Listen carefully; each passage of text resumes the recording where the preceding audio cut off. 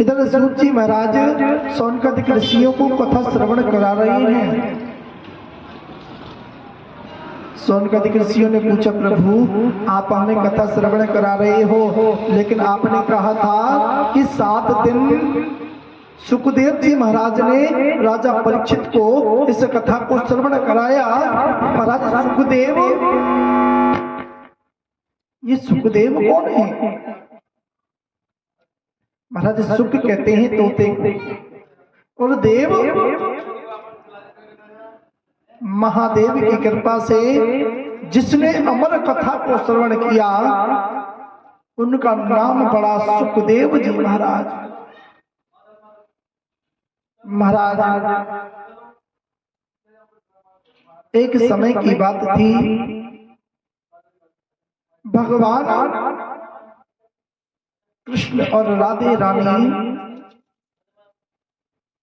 दोनों एक दूसरे के साथ में महाराज बैठे हुए थे। राधे रानी ने भगवान से कहा, प्रभु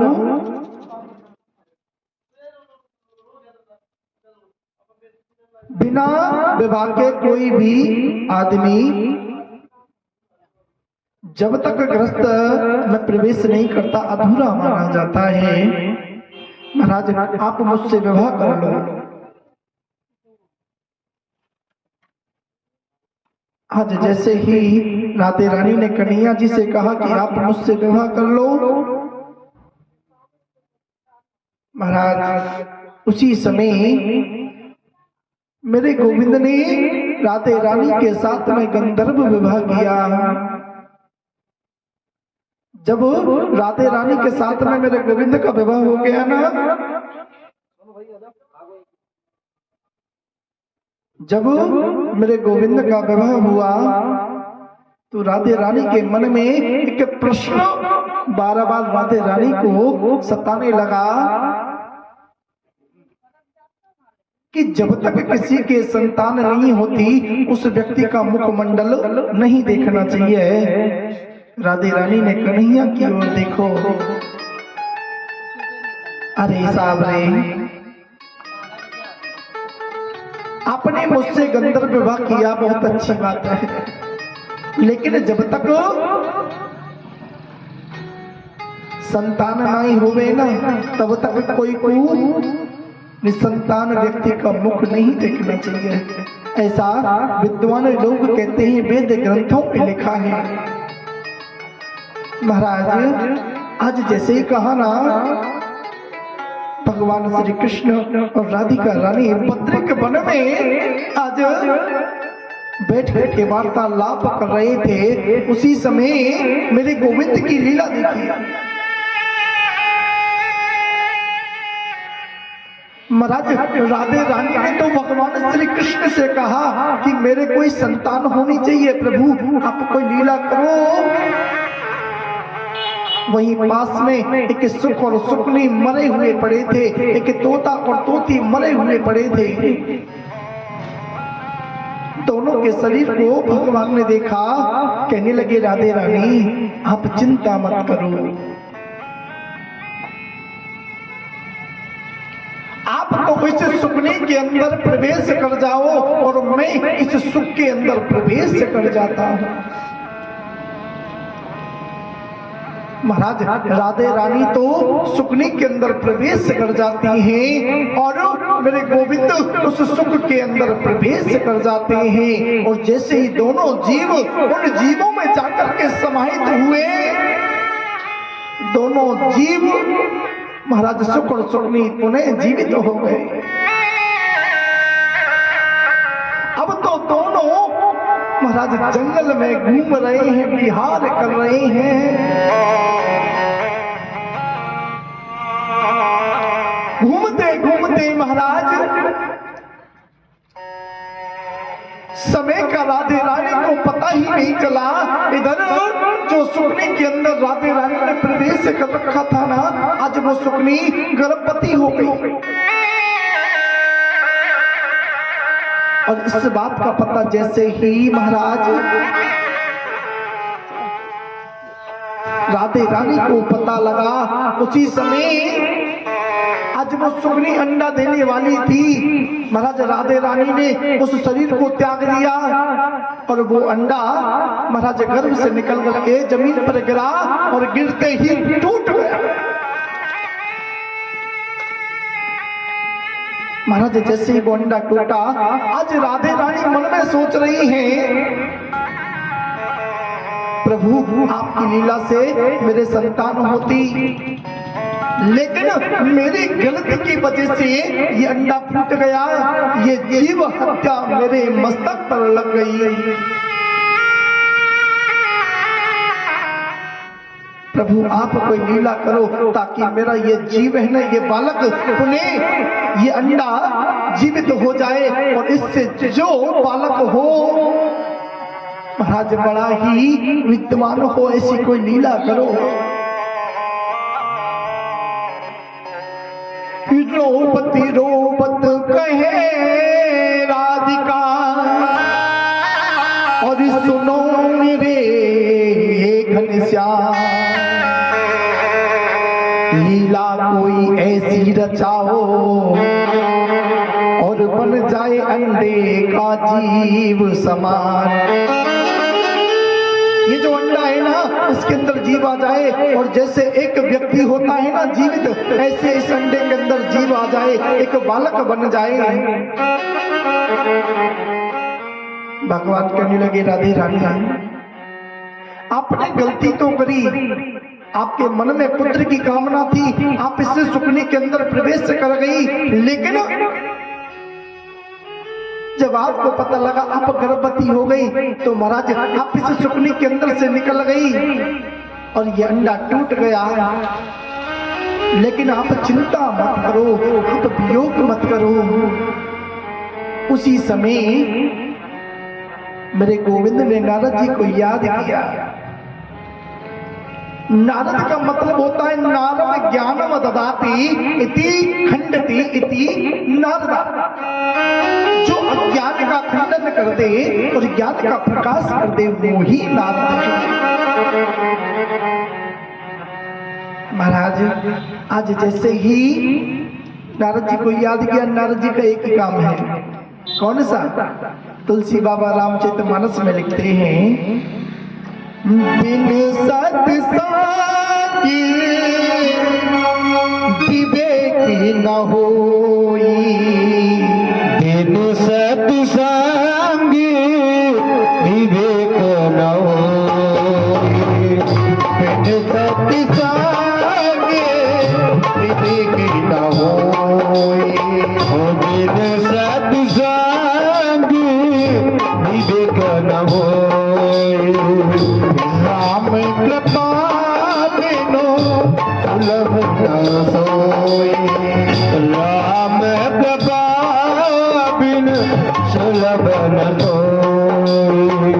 श्री राम जय राम जय जय राम, श्री राम जय राम जय जय राम, श्री राम जय राम जय जय राम, श्री राम जय राम जय जय। तुलसी बाबा रामचरितमानस में लिखते हैं, मैंने आपको बताया था कि रामायण में और रामचरितमानस में बहुत फर्क है। वाल्मीकि जी ने तो रामायण को लिखा था संस्कृत में और तुलसीदास जी ने रामचरितमानस को लिखा था। महाराज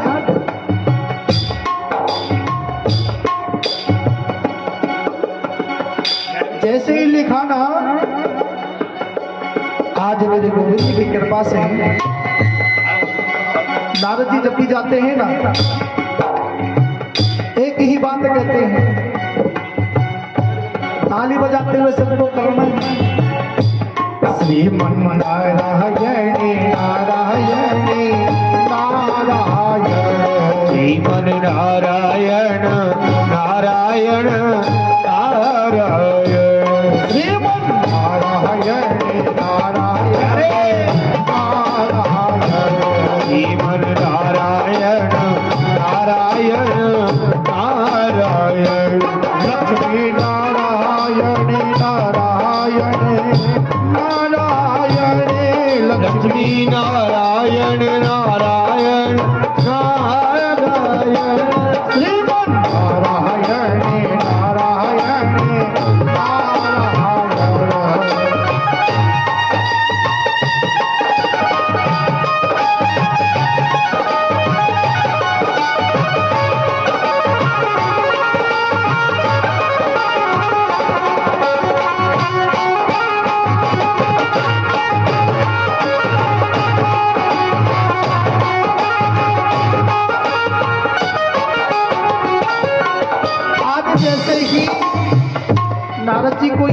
किया? आज नारद जी को याद किया ना महाराज, मेरे गोविंद की कृपा देखिए, नारद जी तुरंत प्रकट रह गए।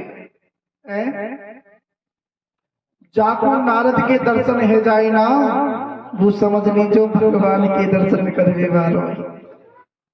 ये सच्चाई की बात है साहब, जिसको भी नारद के दर्शन हुए हैं उसको प्रभु के दर्शन अवश्य होते हैं। आज तो जैसे ही कहो ना राधे रानी और भगवान खड़े, भगवान ने नारद से पूछो भैया तेने सब जगह झगड़े करवाए दिए? बोले हाँ महाराज, तुम के जाके घर में झगड़ो करवा सकता। बोले अच्छे? बोले हाँ। बोले एक काम कर सके तो भोलेनाथ के यहाँ पे झगड़ो करवा सकेगा? नारद जी कह बोले कि भोलेनाथ के यहाँ पे झगड़ो? बोले हाँ। नारद जी ने की कौन सी बड़ी बात है? तुम भोलेनाथ की के मैं तुम्हारे घर में झगड़ो करवाए दूं? भगवान कहने लगे अगर तुम मेरी बात मानो तो भोलेनाथ में झगड़ो करवा के बताओ माता, पार्वती और भोलेनाथ में झगड़ो है नो चाहिए? बोले अच्छो?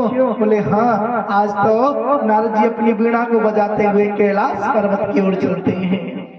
ओ श्रीमन नारायण नारायण नारायण, श्रीमन नारायण नारायण नारायण। अब तो जैसे ही नारद जी जाने लगे, देखिए नारद जी वीणा को बजाते हुए जा रहे हैं और क्या गा रहे हैं?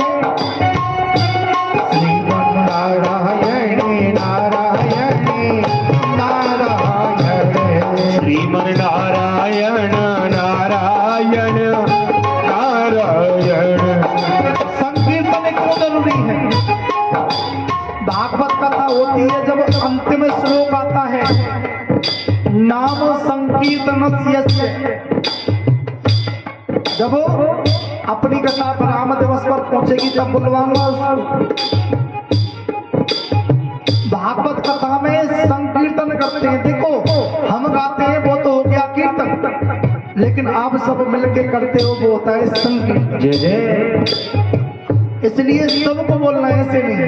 ताली बजाते। श्रीमन नारायण नारायण नारायण,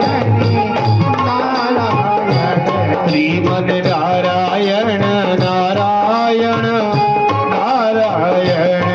आज वीणा को बजाते हुए नारद जी कहा जा रहे कैलाश पर्वत की ओर। भोलेनाथ भोलेनाथ तो बैठे थे, ध्यान में बैठे हुए थे भोले बाबा। अब भोले बाबा ध्यान में बैठे और माता पार्वती काम में लगी हुई थी। इधर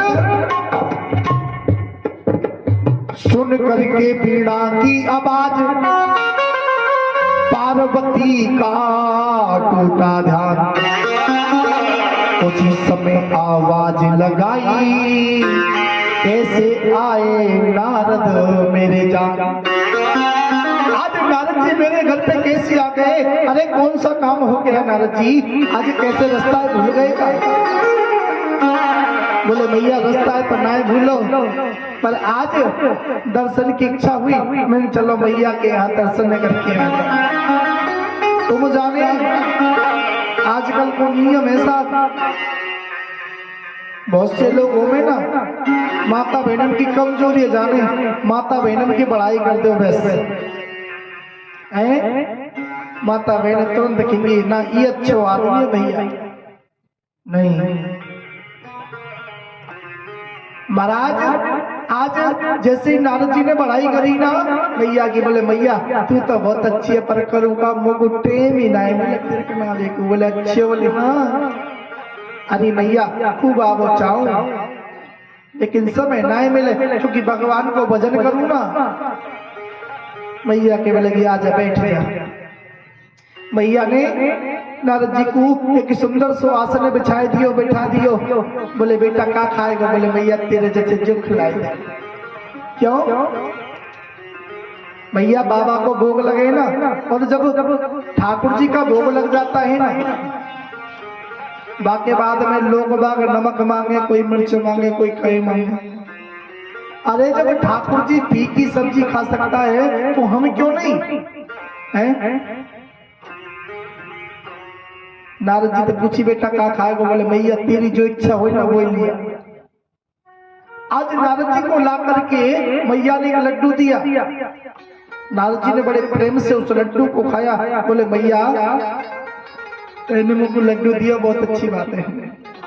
और मैया एक बात पे मैं बहुत ज्यादा दुखी हूँ। बोले कौन सी बात?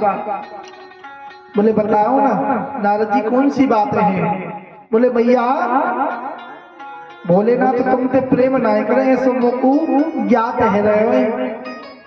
अब तुम जाने कोई माता तो कह दे तुम्हारे पति देवतों से प्रेम ना करे तो महाराज धूम मैया कह तो कह वाले पीट गए। ऐसे कैसे कह दई मुझे प्रेम क्यों ना करें? बात बताओ। एक बार की बात ही साथ हम हमारे जो कीबोर्ड वाले भैया है ना, सोनू भैया, इनके घर पहुंच के साथ। अब ये कीबोर्ड बहुत अच्छे बजा में, बड़े अच्छे कलाकार हैं महाराज। इनके घर गए, इनकी घरवाड़ी बैठी। बोले मेरी घरवाड़ी में तो बड़ा विश्वास करे महाराज जी, कभी मुझे झगड़ो ही ना करे। मैंने अच्छी हो? बोले हाँ। अब जैसे ही चाय बना भी को इनकी घरवाड़ी गई, मैं तुरंत बैठे को मैंने कि सोनू भैया तुम कह तो करवा दे व्यवस्था। राधे राधे जय हो। एक बार प्रेम से बोलो जय श्री कृष्ण। मैंने कि सोनू भैया करवा दे त्यारी व्यवस्था है, तुम बहुत करे ना हो। बोले हाँ महाराज करवाऊं। मैंने कि लाला तेरी मम्मी ते कह दी जो घूंघट करे में मोते। बोले महाराज जी आए। मैंने कि लाला एक बात कह के जा रहा हूँ, तेरी मम्मी ते कह दी जो भीतर बैठ के सुन रही मम्मी के लाला सुनो देख, तेरी मम्मी ते कह दी जो तेरे पापा को ध्यान रखे, कल को कोई भी बात हुई तो मेरे ऊपर कोई जिम्मेदारी ना है। मैंने खाली एक सी बात कही और मैं चाय पी के घर को आ गया। अब महाराज जब मैं घर को आयो ना तो सुबह ते शाम है गई। अब तो सोनू भैया की घरवाली बोले नहीं कतई। सोनू भैया के बात है, तुम नाराज सी दिख रही है। बोले मुझे बात करने की जरूरत नहीं, तुम मेरे लायक है ही ना। बोले अच्छा का है को बता तो सही। बोले आज तक महाराज जी ने कभी ई बात ना की, आज यह बात कह के गए कोई ना कोई बात है, तुम बताओ तुम का करके आए। अब बेचारा गरीब, रात की 10 बज गए, रोटी नहीं बनी। 11 बज गई महाराज। जैसे ही 12 बज गए लगे नींद आवे की तैयारी हुई, कह लगो महाराज त्यारे हाथ जोड़ू, अब तो याद कह जो कोई बात ना। मैंने गिरी एक बात बता, तो को तेरे पति पे विश्वास है करना? बोले महाराज जी मोको मेरे पति पे पूरा विश्वास है। तो मैंने कि तेरा विश्वास यही टूट गया। क्यों? अरे तोते कोई आके कछु कह जाए तो तू तो बाप विश्वास कर लेगी। पहले वह बातें जानो तो सही कि सही है या गलत है, फिर जाएगा। सोनू भैया को इनके घर वाले को राजीनामा हुआ। रात की 12 बजे रोटी बनी। आज भोलेनाथ की माता पार्वती से कहा नारद जी ने कि मैया तोते भोलेनाथ प्रेम ना करें। बोले देख ज्यादा मत बोल, भोलेनाथ मुझसे इतना प्रेम करते हैं। अरे मोते को बात है ना छुपा में, जो भी बात है ना सबने बताए दे। बोले अच्छे? बोले हाँ। और देख नारद, गुरु मंत्र को कभी बताया नहीं जाता। जो कान में गुरु जी मंत्र देते हैं ना, गुरु मंत्र, उस मंत्र को कभी नहीं बताना चाहिए। लेकिन भोलेनाथ ने वो मंत्र भी मुझे बता दिया। नारद जी ने कि मैया अच्छा तो कुछ सब बात ने बता दे। बोले हाँ। अरे मैया तो काई को झूठ बोल रही है, मेरे एक सवाल को जवाब ना दे पाएगी। बोले कौन सा सवाल है? तो मैया ये बता, भोलेनाथ के गले में जो मुन्नों की माला है ये किसकी है? अब जैसे कही भोलेनाथ के गले में मुंडों की माला कौन किए, मैया तुरंत कान पकड़ गई।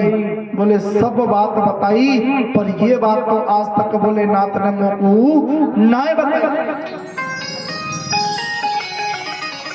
अब तो मैया नाराज है गई, भोलेनाथ को ध्यान भंग हुआ। नारद जी ने देखो भोलेनाथ को ध्यान भंग है गया है। अब तो नारद जी वहां से अपनी वीणा को लिया, 1 2 3 चले गए। भोलेनाथ जगे, बोले अरे गौरा लामो भंग घोट दे। भैया कहने लगी मोते फालतू बात करने की जरूरत नहीं। भगवान कहने लगे अरे गौरा काएगो, आज तू गुस्सा से मैं कहा बात बता तो सही। बोले मोती बात करने की जरूरत ना है, मैं तुम्हारे लायक हुई नहीं। और तुरंत महाराज जैसे माता बहन की आंख में आंसू आ जाए ना, ऐसे गोरा मैया की आंख में आंसू आवे लगे। बोले तुम तो मुझे प्रेम कर ही नहीं, मैं तो तुमने इतने अच्छो समझे। अरे मैं तो सोचे मेरे पति मोते बड़ो प्रेम करे, मोते कोई उपाव बात है ना छिपा में, लेकिन तुम तो बड़े छलिया हो। अरे तुमने मोते एक इतना बड़ो रहस्य छिपा रखो है। भोलेनाथ के लगे रहस्य, अरे मैंने तुमको सारी बात बता रखी है, यहाँ तक कि मैंने जो गुरु मंत्रों ना वो भी तुमको बताए दियो। बोले महाराज अब भी झूठ बोल रहे हो। भोलेनाथ पूछने लगे बता कहा बात है जो तुमको ना बताई। अच्छा कुछ वो चाह रही तो सुनो, तुम्हारे गले में ये मुंडों की माला है, ये किसकी है? अब तो जैसे कहो ना, भोलेनाथ ने की पहले ये बताया, नारद तो नहीं आए। पार्वती मैया तुरंत गुस्से में होगी, आयो तो काहेगो, अगर वो नहीं आता तो मुझको कैसे पता लगता कि तुम्हारे गले में जो मुंडों की माला है किसकी है? अब भोलेनाथ सोचने लगे नारद जी व्यवस्था तो बनाएंगे, पर अभी व्यवस्था कैसे सुधारी जाए? बोले देवी तुम काहे की चिंता कर रही है? महाराज 3 हट बताई हैं वेदों, बाल हट, राज हट और त्रिया हट। अगर बच्चा किसी चीज की जिद कर लेना तो महाराज उस चीज को जब तक वो नहीं मिलेगी ना तब तक वो हटेगा नहीं पीछे। और राज हट, अगर कोई राजा हट कर ले कि मुझे उस राज्य को जीतना है तो महाराज चाहे सब कुछ हो जाए। जैसे अभी आपने सुना होगा यूक्रेन और रसिया वाला, महाराज एक दिन युद्ध चल हो, कोई पता न जनहानि हुई है, लेकिन कोई भी पीछे न हटे। महाराज एक होती है स्त्री हट, अगर स्त्री किसी चीज की हट कर ले, जब तक पूरा नहीं होता महाराज कार्य तब तक वो नहीं मानती। आज माता गौरा ने हट पकड़ ली। बोले पहले ये बताओ तुम्हारे गले में जो मुंडों की माला है किसकी है? भोलेनाथ ने कहा देवी कि जितने भी ये सर है ना ये सब तुम्हारे। बोले मेरे? बोले हाँ। जैसी कहा मेरे। अब मैया गिनने लगी 1 2 3 4 5 6 7 8 और जैसे गिनो 100 1 2 3 4 5 6 7 8 108 सिर। बोले महाराज ये बताओ ये सारे सिर मेरे? बोले हाँ, जब तू मर जा भाई मैं तेरे सर काटे और या माला में पुरो ले। बोले अच्छा? बोले हाँ। महाराज आज सुना ना, और उसी समय से ऐसा विद्वानों का मत है जो हमारे पास में माला होती है ना उसमें 108 बीज होते हैं, लेकिन एक बीज अलग होता है जिसे हम सुमेरु कहते हैं। माला बजते ना ऐसे, ये उंगली बाहर होती है, ये इस उंगली को नहीं लगाता।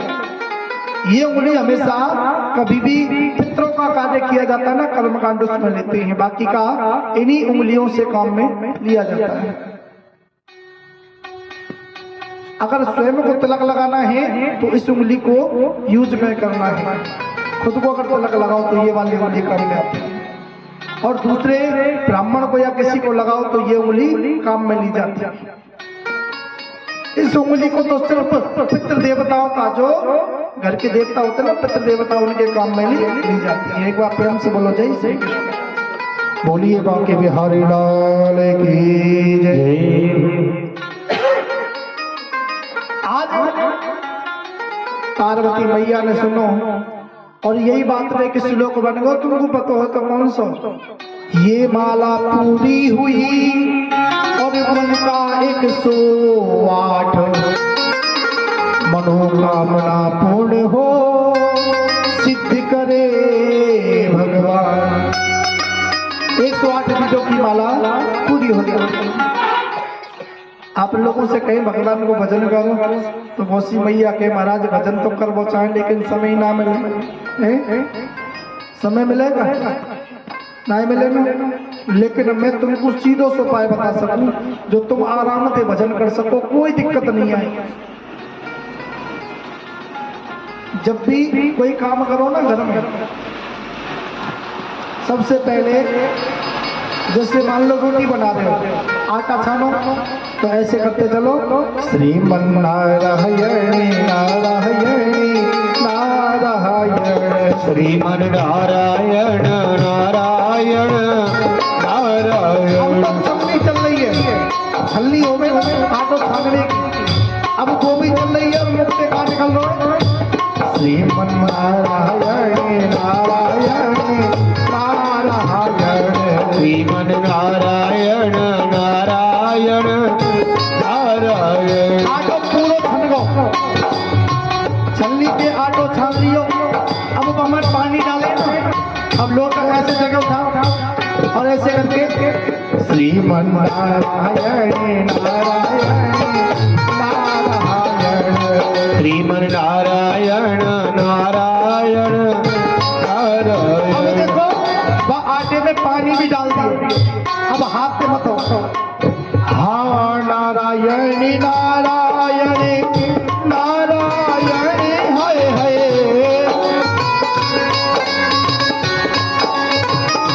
श्रीमन नारायण नारायण नारायण, श्रीमन नारायण नारायण नारायण। देखो आटो में लगाए हो ना, अब आटे में लोट दे करें ऐसे, अब यूं करो, ओ श्रीमन नारायण नारायण नारायण, श्रीमन नारायण नारायण नारायण। अब लोट जाएगा, अब लोई तोड़ लेंगे और ऐसे लक्ष्मी नारायण नारायण नारायण, लक्ष्मी नारायण नारायण नारायण। लोई बन गई, हाथ में लोई बन गई। अब कैसे कम है, श्रीमन नारायण नारायण नारायण, श्रीमन नारायण नारायण नारायण। बहुत से तो हाथ की बनाए तो ऐसे कम हुए, अगर चकला बेलन से बनाओ ना तो ऐसे श्रीमन नारायण नारायण नारायण, श्रीमन नारायण नारायण नारायण। रोटी बिल्कुल तैयार है गई, और ऐसे नहीं नारायण नारायण नारायण, जैसे ही नारायण कहो तय पर रोटी पहुंच गई। अब ध्यान देना, आपने आटा छाना उसमें भी नारायण, जल डाला उसमें भी नारायण, आटे को गूंथा उसमें भी नारायण, और लोच दिया उसमें भी नारायण, लोई बनाई उसमें भी नारायण, और लोई को बेला उसमें भी नारायण, और लास्ट में तय पर पहुंच गई तब भी नारायण। प्रभु का गुणगान कितनी बार होगा? अगर नारायण नारायण नहीं कर सकते ना तो तुमको सबसे बड़ी बात बताता हूं, आप राम राम बोलते हो ना, राजस्थान में राम राम बोलता है, हमारे ब्रज में राधे राधे जय श्री कृष्ण। भोलेनाथ की नगरी में जाओगे तो हर हर महादेव कहते हैं सब, लेकिन तुम्हारे यहाँ राम राम कहते हैं। राम राम क्यों बोलते बताए क्या है? राम राम क्यों बोलते हैं? अब राम को देखो, राम लिखा हुआ है रे प्लस आ प्लस में, रे अक्षर आता है वर्ण वाला में 25वां, गिन के देख लेना, ए आ उ के करोगे ना तो 25वां आता है। और आ आता है दूसरा, ए आ।